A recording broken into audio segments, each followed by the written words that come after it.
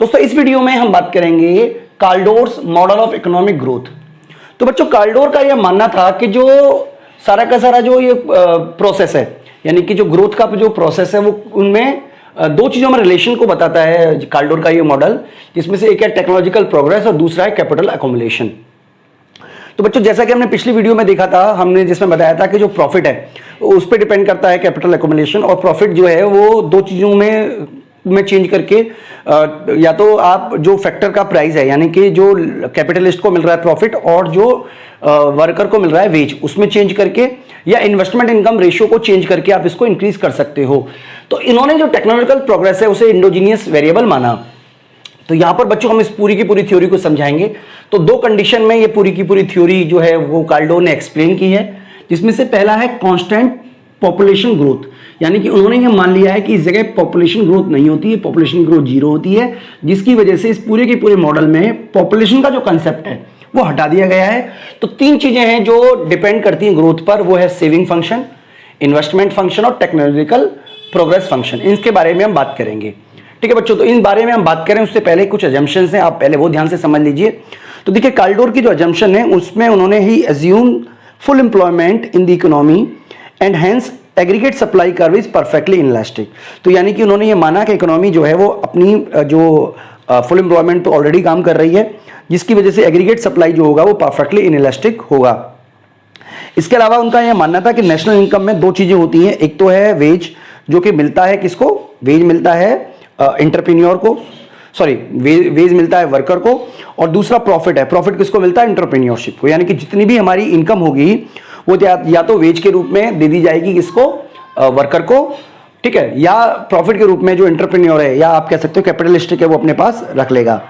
इसके अलावा बच्चों अगली जो अजम्पशन है वो ये है कि both ways earn and profit earn save, ठीक है, यानी कि दोनों ही जो हैं वेज अर्नर और प्रॉफिट अर्नर दोनों ही सेव करते हैं, जिसकी वजह से जो सेविंग है वो डिपेंड करती है किस पे, वेज और साथ ही साथ प्रॉफिट पे, जैसा कि हमने पिछली वीडियो में भी इसको समझा दिया था। इसके अलावा बच्चों प्रॉफिट जो है वो लेवल ऑफ इन्वेस्टमेंट पे डिपेंड करता है, इसके बारे में भी हम डिस्कस ऑलरेडी कर चुके हैं।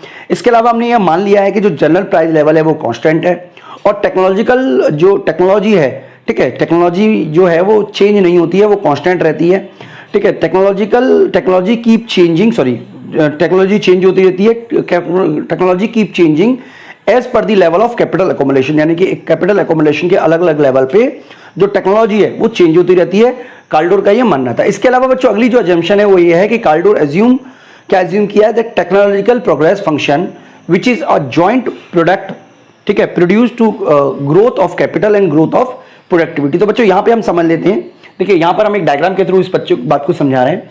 सबसे पहले नीचे लिखा हुआ है growth of capital output ratio, यानी कि यहां पर हमें जो बेसिक फंक्शन माना गया है वो माना गया है ग्रोथ ऑफ कैपिटल को, ठीक है। इसके अलावा ग्रोथ ऑफ प्रोडक्टिविटी, यानी कि यहां पे आउटपुट लिया है। तो बच्चे देखिए इस तरीके से टेक्नोलॉजिकल प्रोग्रेस होती है, मैं इसका कर्व बना देता हूं इस तरीके से, ठीक है। इसका मतलब क्या है मैं आपको समझाऊंगा, आप ये लाइन समझ लीजिए 45 लाइन की, यानी कि एक तरीके से मान लीजिए कि ये वो लाइन है जिस पर इकोनॉमी काम करने की कोशिश कर रही है। तो देखिए ये जो है पॉइंट, ये स्टेडी स्टेज हो गया, यानी कि ये 45 डिग्री लाइन हो गई, ये आप इसको टीटी बोल देते हैं, टेक्नोलॉजिकल लाइन है।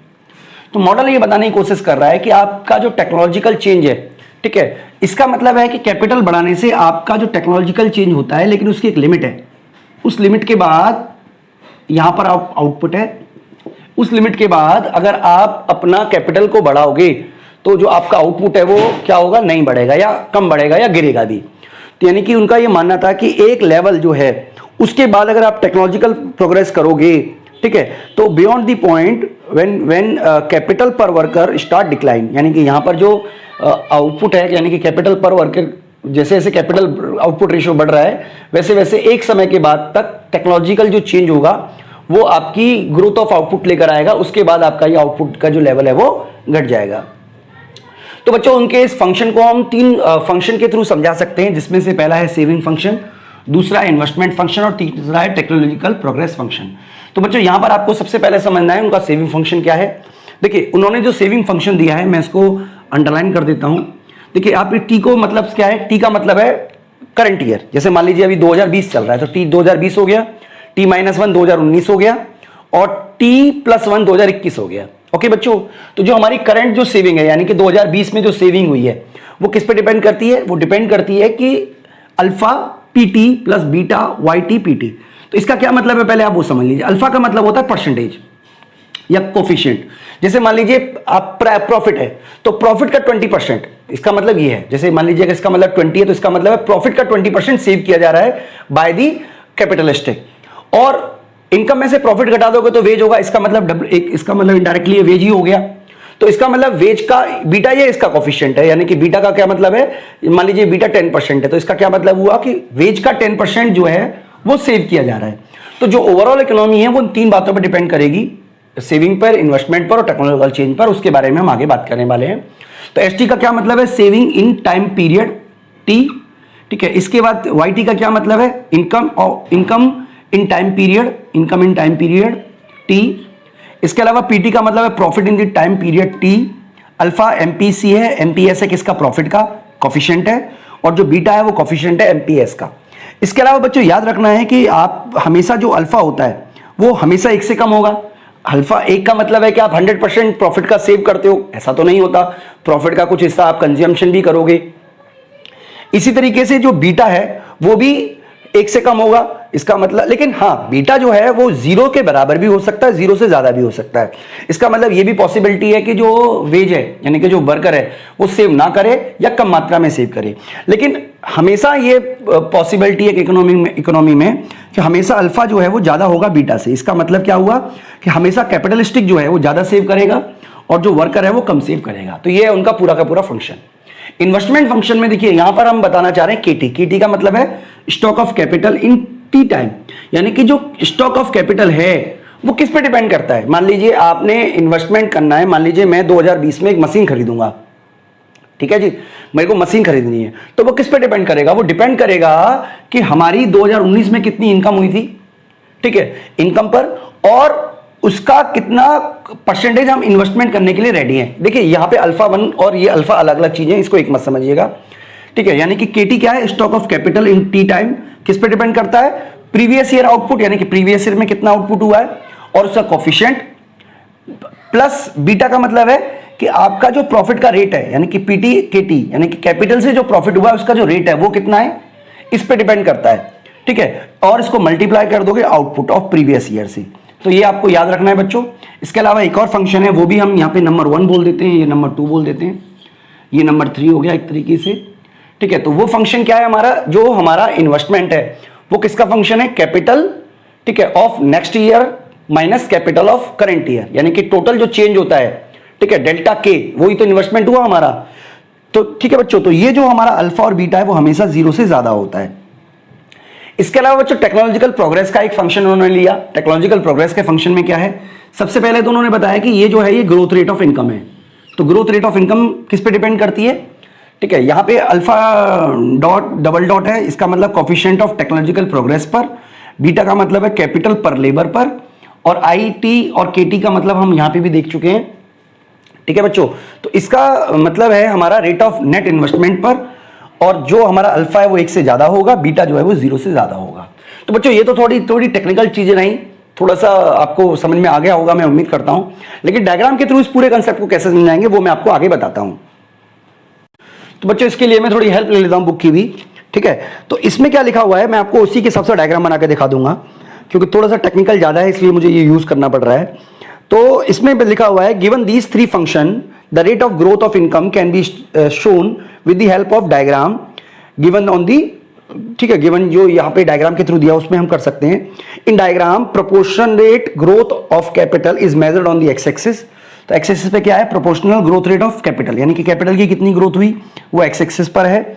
इसके अलावा growth rate of income on Y axis, तो ग्रोथ रेट ऑफ इनकम जो है वो proportional growth rate of income जो है वो वाई एक्सिस पर है। The point where technological function TT intersect the 45 line. तो पहले हम क्या करते हैं, एक फंक्शन बना लेते हैं टीटी। ये क्या है हमारा? दिस वन इज सॉरी, इस तरीके से नहीं बनाया है, स्ट्रेट बना लिया है इसको हमने इस तरीके से, ठीक है बच्चों। तो ये हमारा जो है वो टीटी है, इसका मतलब ये हमारा जो है वो टेक्नोलॉजिकल प्रोग्रेस का फंक्शन है। ओके बच्चों, इसके अलावा लिखा हुआ है कि वो किस लाइन को काट रहा है? 45 डिग्री लाइन को काट रहा है, यानी ये यहां पे काट रहा है, इस लाइन को, ठीक है। इसका आगे लिखा हुआ है कि इस पॉइंट पर जो पॉइंट है, यानी कि मान लीजिए जी पॉइंट है, this is the point of study growth. Okay बच्चों, तो आगे वो बताने की कोशिश कर रहा है यहां पे कि ये स्टडी ग्रोथ है because at this point proportional growth of capital is equal to proportional growth of national income, यानी कि कैपिटल की जो ग्रोथ रेट है उसी परसेंटेज से इनकम की भी ग्रोथ रेट हो रही है इस टेक्नोलॉजी पर। If the economy is operating of any other point there is tendency for a move towards the G. अब वो ये कहना चाह रहा है कि अगर मान लीजिए यहां पर इकोनॉमी काम कर रही है, सपोज इस पॉइंट पर, तो इस पॉइंट पर अगर कोई इकोनॉमी काम कर रही है तो यानी कि वो क्या करेगा, मान लीजिए वो पॉइंट जो है वो G1 हमने ले लिया। ओके बच्चों, तो वो क्या करेगा, अपना इन्वेस्टमेंट को बढ़ाएगा, इन्वेस्टमेंट बढ़ेगा, कैपिटल बढ़ने से फिर क्या होगा, आउटपुट बढ़ेगा, यानी कि वो G2 पे पहुंच जाएगा। फिर इससे क्या होगा, इन्वेस्टमेंट बढ़ेगा, फिर आउटपुट बढ़ेगा, इन्वेस्टमेंट बढ़ेगा, आउटपुट बढ़ेगा और इकोनॉमी यहां पे पहुंच जाएगी। इसी तरीके से बच्चों अगर मान लीजिए हमारा इन्वेस्टमेंट ज्यादा है, ठीक है, यानी कि यहां पर हम इस पॉइंट पर हैं, तो इससे क्या होगा, हम नीचे की तरफ चलेंगे और वापस इसी जी पॉइंट पर आ जाएंगे। तो ये जो जी पॉइंट है इसी को उन्होंने स्टडी स्टेज के नाम से जाना।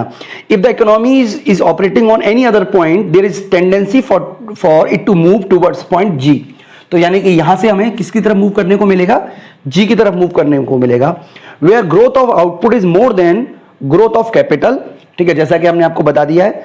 It will induce investor to investment more, क्योंकि जब आउटपुट ज्यादा होगा इन्वेस्टमेंट से, यानी कि आप मान लीजिए इन्वेस्टमेंट कर रहे हो 10%, आउटपुट बढ़ रहा है 20%, तो आप इंड्यूस होंगे, ज्यादा प्रेरित होंगे क्या करने के लिए, इन्वेस्टमेंट करने के लिए, जिससे आउटपुट और बढ़ेगा। और ये प्रोसेस कब तक चलता रहेगा, जी पॉइंट पर रहेगा। मान लीजिए आपने इन्वेस्टमेंट किया 20% और आउटपुट बढ़ा 10%, तो क्या होगा, आप पीछे की तरफ चलोगे। तो अंत में ये जो प्रोसेस है वहां पर रुक जाएगी जहां पर ये दोनों बराबर हो। तो इस तरीके से बच्चों हमने आपको पूरा का पूरा कंसेप्ट समझाने की कोशिश की है। इसके अलावा बच्चों एक और कंसेप्ट है जो हमारा इसमें बचा हुआ है, वो सेकंड इसकी कंडीशन है जिसमें हमारा जो पॉपुलेशन है वो ग्रोथ करती है, एक्सपेंड करती है, बढ़ती है। उस केस में किस तरीके से ये जो काल्डोर का प्रोडक्शन फंक्शन काम करेगा वो हम आपको अगली वीडियो में बता देंगे। इस वीडियो में इतना ही, थैंक यू।